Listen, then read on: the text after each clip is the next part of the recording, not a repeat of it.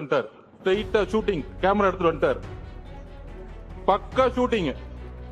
அதுக்கு அடுத்தது வந்தாரு பாருங்க மகேஷ் பொய்யாமொழி.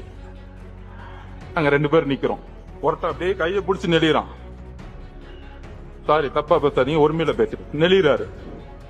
இதோ வந்துட்டாயா. இவன் பேர் என்ன? இவன் பேர் ஏதோ வருமேப்பா. இவன் பேர் என்ன? இவன் யாரா அவன்? ஆதவர்ஜுனன். என்னையா ஒருமையில பேச வலிக்குது அவனுக்கு? என்ன வாயிருக்கு இஷ்டத்துக்கும் பேசு. எங்களுக்கு என்ன பேசுறேன்னு நினைச்சிட்டு இருக்கியா? ஏன்னா ஒரு முன்னாள் அமைச்சர், சட்டமன்ற உறுப்பினர், அவரை பார்த்து நீ இந்த மாதிரி கை முறுகி நின்றுட்டு இருக்கான் அப்படின்னு நீ சொல்லுவ.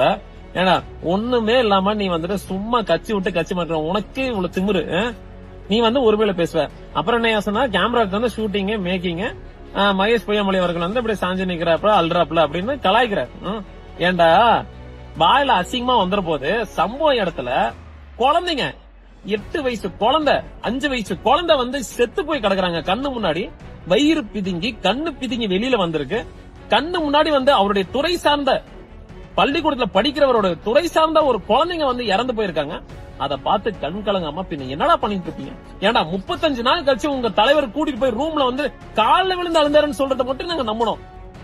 கண்ணுக்கு முன்னாடி நடந்த ஒருத்தர் செத்து கிடக்குறாங்க, அதை பார்த்து அழுங்கன்னு சொல்ற நீ நடிப்பன்னு சொல்ற. நீ எல்லாம் மனித பிறவியா? மனிதனோட மாற்றியா தின்ற நீ?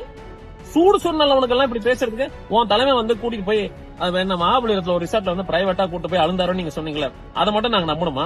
கால விழுந்து அழுந்தாராமே. இறந்தவங்க குடும்பத்திலே அதிகபட்சம் ஒரு 5 இருந்து ஒரு 10 நாள்ல வந்து இயல்பு நிலைக்கு திரும்பிடுவாங்க. அவங்க மனநிலையில ஓரளவுக்கு ஸ்டெடியான ஒரு மைண்ட் செட் வந்துருவாங்க. ஆனா அவங்க தலைவர் 35 நாளுக்கு அப்புறம் வந்து மகாபலிபுரம் ரிசார்ட்டுக்கு கூட்டிட்டு போய் தனியா ஒரு அறையில ஒவ்வொரு குடும்பத்தோட கால்ல விழுந்து எப்படி கால்ல விழுந்து அழுந்து கதறி கதறி அழுந்தாரு, எப்படி கதறி கதறி அழுந்தாருன்னு நீங்க சொன்னீங்களேடா.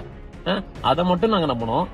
இன்சிடென்ட் நடந்த அன்னைக்கு தொடர்நட்டிங்க மாதிரி ஓடி போயிட்டு கோலத்தனமா ஓடி போயிட்டு திருட்டுத்தனமா இப்ப வந்து நீங்க திமுக மேல பழிய போடுறீங்களே, வெக்கமா இல்ல உனக்கு? அன்னைக்கு ஸ்பாட்ல அன்பில் மகேஷ் பொய்யாமொழி அமைச்சர் அவர்கள் நேர்ல போய் தன்னுடைய குழந்தைங்க இறந்து கிடக்குறாங்க. 8 வயசு குழந்தை வயித்தை கிழிச்சிட்டு செத்து போயிருக்காங்க. கண்ணு பிதுங்கி வெளியில வந்திருக்கு. அதை பார்த்து என்ன கை தடி சிரிச்சிட்டு இருப்பியா? நீ சிரிச்சிட்டு இருப்பியா? உன் பிள்ளையா இருந்தா நீ சிரிச்சிட்டு இருப்பியா? நீ சொல்லியா? கண்ணுக்கு முன்னாடி 8 வயசு குழந்தை 5 வயசு குழந்தை செத்து கிடந்தா நீ சிரிச்சிட்டு இருப்பியா? பின்ன அழுகாம என்னையா பண்ணுவாங்க? அத வந்து நீ இப்ப ட்ரால் பண்ணி பேசுற. வெக்கமா இல்ல உனக்கு? ஏன் உன் தலைமை அளந்தா மட்டும் கண்ணீர், எங்க சைடுல இருக்கிறவங்க யாராவது அழுந்தாங்கன்னா என்ன தக்காளி சட்னியா? ஏதாவது வாயில வந்து அசிங்கமா நான் பாரு வீடியோன்னு பாக்குறேன், நாகரிகமா பேசணும்னு பாக்குறேன்.